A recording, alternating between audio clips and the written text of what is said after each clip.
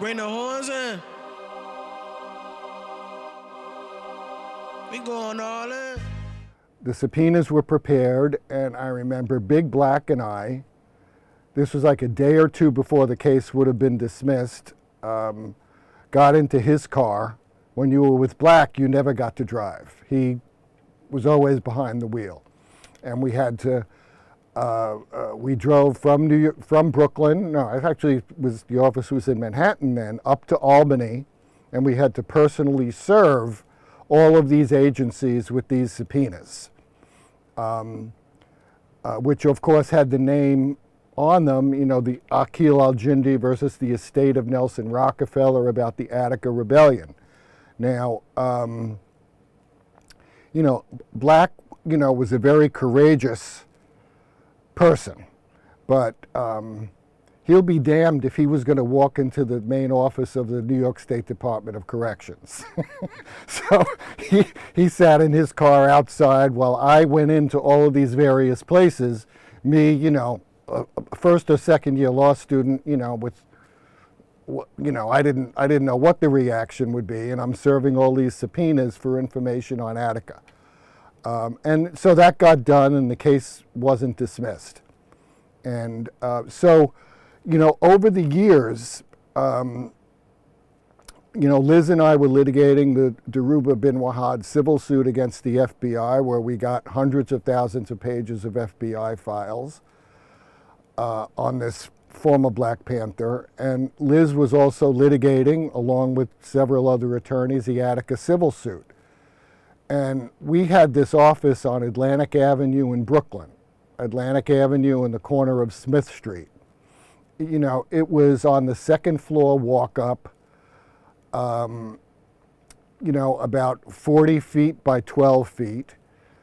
And, you know, it was, you know, we loved it, but it was a hovel.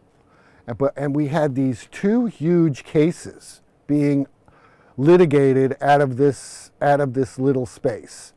You know, as time went on, you know, Liz became more focused on Attica, and my skills developed further that I could litigate the FBI suit more. But, you know, one of the things about working together with other lawyers and on the progressive side is that you work as a collective. And if stuff needs to be done, stuff needs to be done. And we didn't set any of those demarcations. So, you know, over the years, you know, on countless times I was, I wouldn't say the word drafted, but worked on various aspects of the case, particularly in civil cases, so much happens on paper.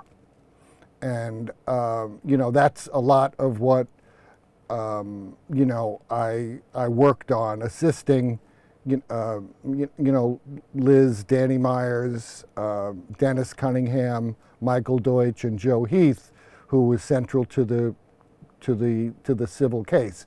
When there would be motions, for example, by Rockefeller to dismiss the case, all of those lawyers would descend on 294 Atlantic Avenue for a week. This, you know, and this happened on different aspects of the case. This was before computers were used. It was writing papers out on legal pads, and the, you know, the legal workers would type them up, and we were all legal workers. We all did our share of typing and correcting, believe me, and prepare these papers for filing in court, and they would be huge. I mean, you know, the class was 1,500 people. The claims were extremely complex, and you know, many nights folks were at the office until 1 or 2 o'clock in the morning, around the big table, sorting the exhibits out. Okay, we got to serve 10 different lawyers with 500 pages of exhibits and sorting them all out. And I think it's important for people to know that